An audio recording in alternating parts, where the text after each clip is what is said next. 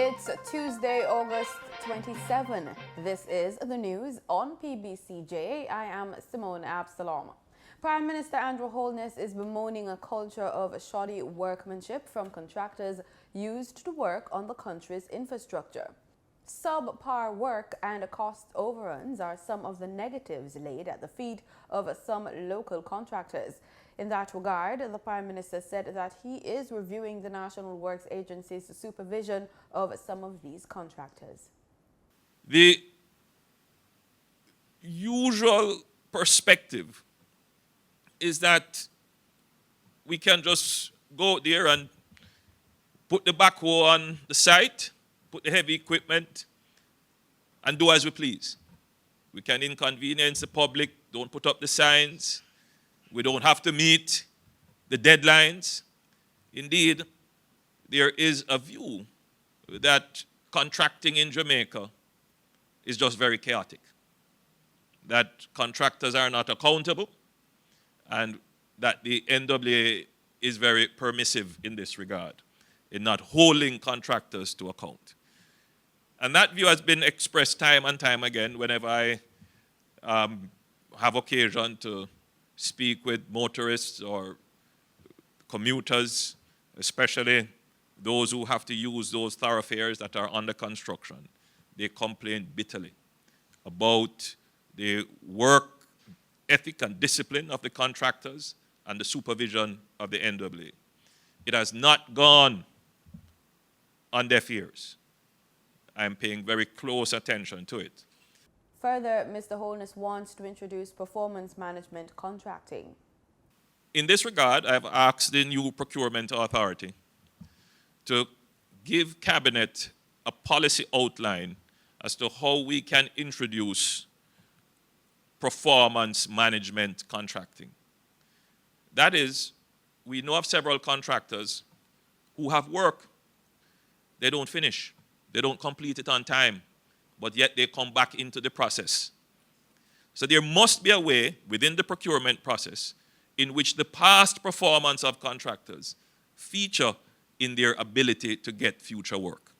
The Prime Minister was speaking on Monday at the signing of 3 of 5 contracts for the U.S. $195 million South Coast Highway Improvement Project, which is expected to carry people close to Morant Bay, St. Thomas from Harborview in Kingston. Local contractors through the NWA will be undertaking a portion of the work on the South Coast Highway Improvement Project. Drought conditions and the winding down of major road projects in the corporate area contributed to a slowdown in growth in April to June quarter. That's according to the Planning Institute of Jamaica. Speaking at the PIOJ's quarterly media briefing on Monday, PIOJ Director General Dr. Wayne Henry reported that the Jamaican economy is estimated to have grown by 1% during the 3 months compared with the corresponding period of 2018. This marks 8 consecutive quarters of positive growth.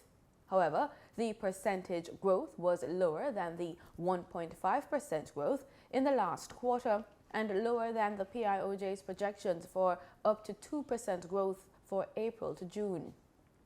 Dr. Henry said the outturn for the quarter largely reflected increased capacity utilization at some industrial plants, such as the Petroleum refinery, increased external and domestic demand, and resumption of operations at Alpart. However, he said growth was stymied by 2 main factors: the ongoing drought conditions, which negatively impacted output in the agriculture and food processing industry, and the winding down of major road projects. The road projects had contributed significantly to growth in construction during the corresponding quarter in 2018. Businesses looking to import coffee may soon be forced to buy the product locally, as Agriculture Minister Audley Shaw threatened to stop granting import permits.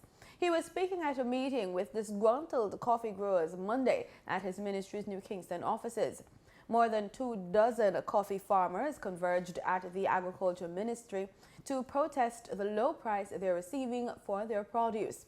The farmers also told Minister Shaw that the current price of $3,000 per box for coffee they produce is too low.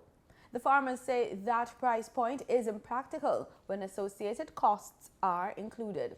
But Minister Shaw also promised the farmers the government will enter negotiations with coffee buyers that could lead to at least a 33% increase in the price farmers are now receiving for the product.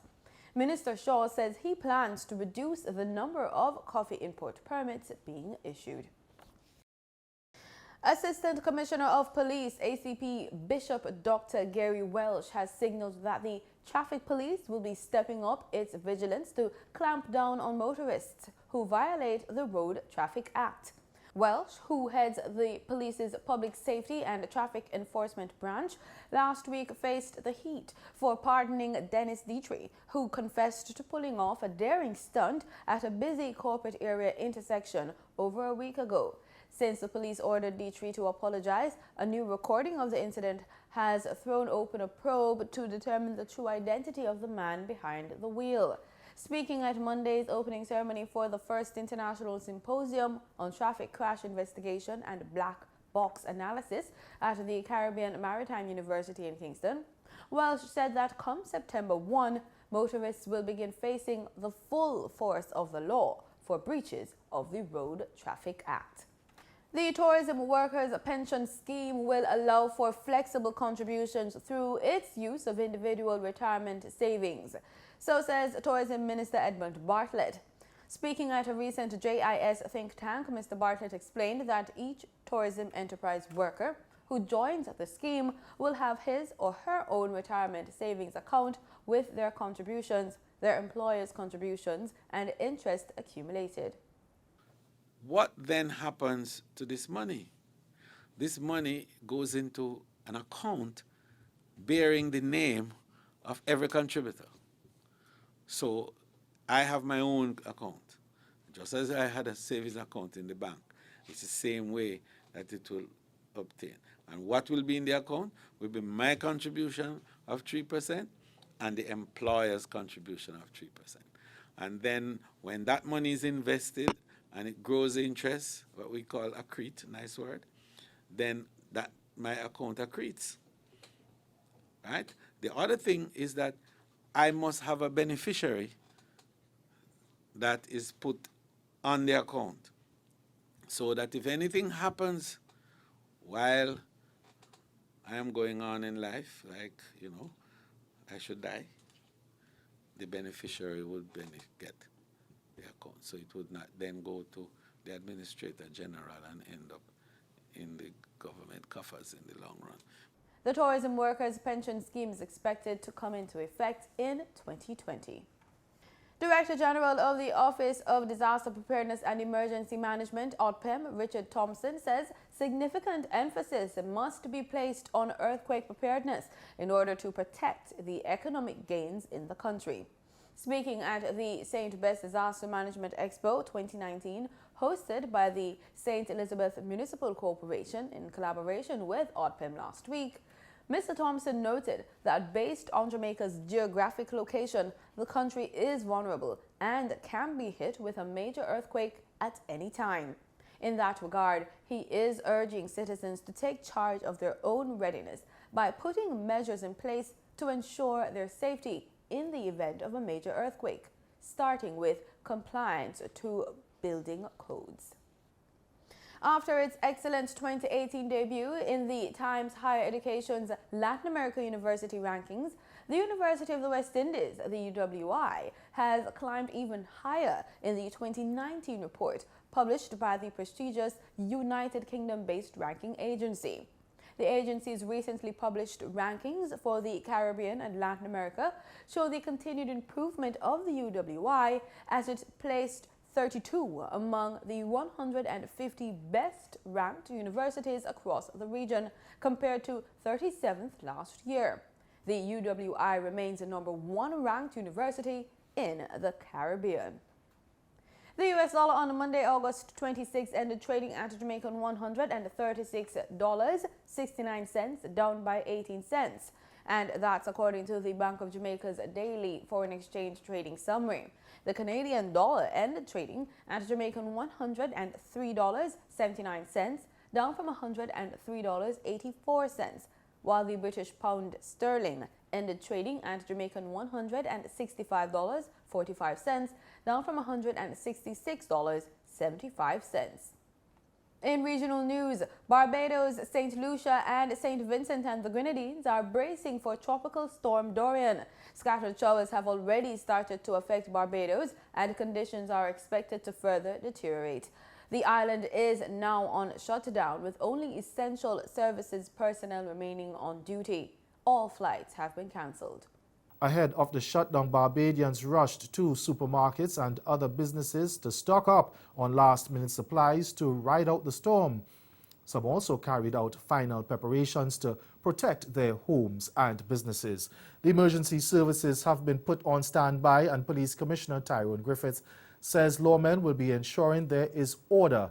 We in law enforcement are going to be out, and we are going to deal with any untoward behavior that we should experience in a very strong way. So I just appeal to Barbadians to be with the best behavior and to stay off the streets wherever possible. We are prepared to deal with any eventuality.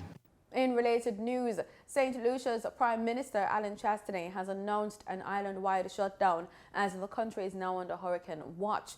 Chastanet urged St. Lucians to take all necessary precautions. Recent times have taught us that we should not attempt to model or predict the behavior of any of these hurricanes because it remains very unpredictable. We have seen storms suddenly change their track. We have seen storms and hurricanes that have strengthened considerably. In 2017, we saw in a matter of 7 hours that a Category 1 hurricane went to a Category 5 hurricane before it hit the island of Dominica. So we are predicting at this point that the hurricane is going to pass south of St. Lucia. Very narrow channel. That means that it can move either north of that position or south of that position. We're anticipating at this point that it could be a hurricane, Category 1 hurricane, but given that hurricane is not due to hit here until 2 o'clock in the morning, there are a lot of things that can transpire. So it is important that we take this extremely seriously. The Prime Minister stressed the safety of all citizens as the highest priority. I look forward to hopefully weathering this hurricane without loss of life. Certainly, we are expecting the worst because the way that the storm is currently developing, the heavier weather is the north end of the eye, and the eye currently is 45 miles in size. So it means if it passes south of Beaufort, that more than likely the entire island of St. Lucia will be affected by very strong hurricane winds, and also, as we heard, rains. So we should all brace ourselves for the worst, and we continue to pray for the safekeeping of all the citizens of our country, the guests that are staying in our country. With the center of Tropical Storm Dorian forecast to pass near Dominica, every precaution is being taken by the government. Cabinet on Monday with national emergency officials at a press conference after Senior Met Officer Marshall Alexander put residents on notice. The center of Dorian is expected to pass about 90 miles south of Dominica based on the projected path. This means that Dominica will be near the northern quadrant of that system where activity is usually at its peak. The public is therefore advised to make the necessary preparations for activity from Tropical Storm Dorian expected to begin late tonight and continue into tomorrow. Prime Minister Roosevelt Skerritt said there would be no national shutdown at this time. There are some parts of the country that are more susceptible to these occurrences than others.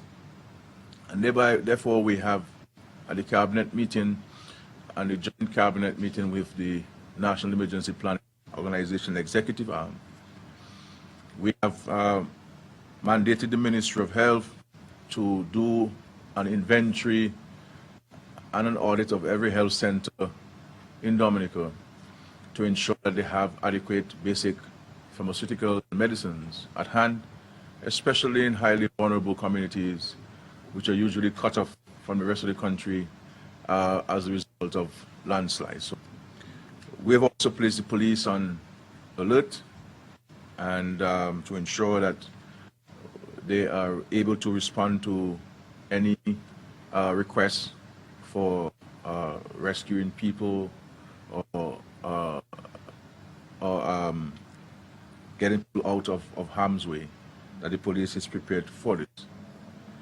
And the Ministry of Public Works has also been mandated, as is customary, to ensure that heavy equipment are placed and located in strategic points, so that, again, for any eventualities, landslides, roads need to be cleared, fallen trees need to be cleared, that we have equipment already stationed in those communities, and therefore causing access to those communities could be done much quicker. Dominica was devastated by the Category 5 Hurricane Maria back in 2017. Scarrett says that the experience has put the country in a better position to handle disasters.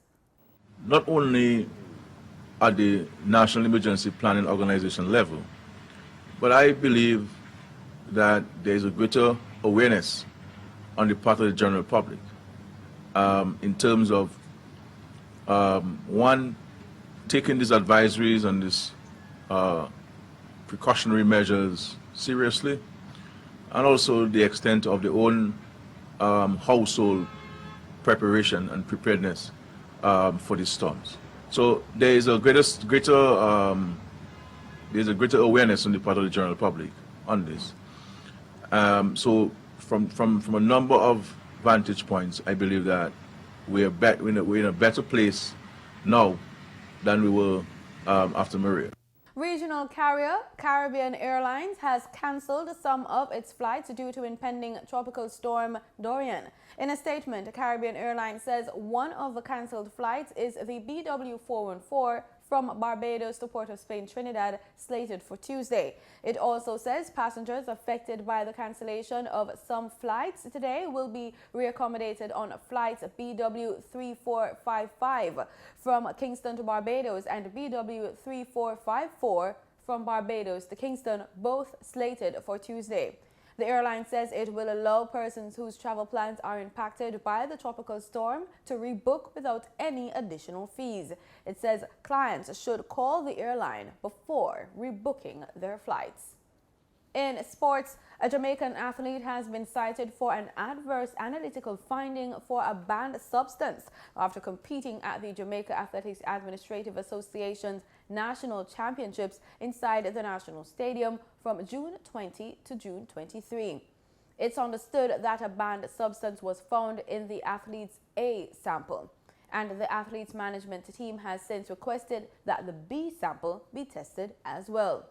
If found guilty of doping violation, the athlete, who finished in the top 3 at the National Championships and was penciled in as a member of the Jamaican team to the Doha World Championships in Qatar next month, could be banned for up to 4 years after a first offense. In cricket, West Indies captain Jason Holder is lamenting the performance of the regional side. This after they were crushed by India, suffering a 318-run defeat in the first test at the Sir Vivian Richards Stadium in Antigua on Sunday. Coming to the party in this game, yeah, we fell short quite a few runs. I think the wicket has been a very good wicket. Initial phase with the new ball is probably the hardest point as a batsman should fear, but I think after that, it gets pretty easy. Just not enough runs in this game.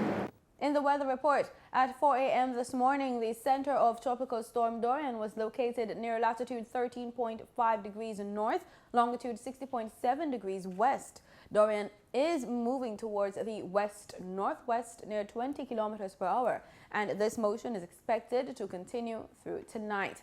On the forecast track, the center of Dorian is expected to move across the Windward Islands and into the eastern Caribbean Sea during the next several hours. Dorian is forecast to pass near or south of Puerto Rico on Wednesday, move near or over eastern Hispaniola Wednesday night, and over north of Hispaniola on Thursday. Maximum sustained winds remain near 85 kilometers per hour with higher gusts. Slow strengthening is forecast during the next 48 hours, and Dorian is forecast to be near hurricane strength when it moves close to Puerto Rico and eastern Hispaniola. Tropical storm Dorian is not a threat to Jamaica at this time. The Meteorological Service will continue to monitor the progress of this system. And that's the news on PBCJ. I am Simone Absalom. Pleasant viewing.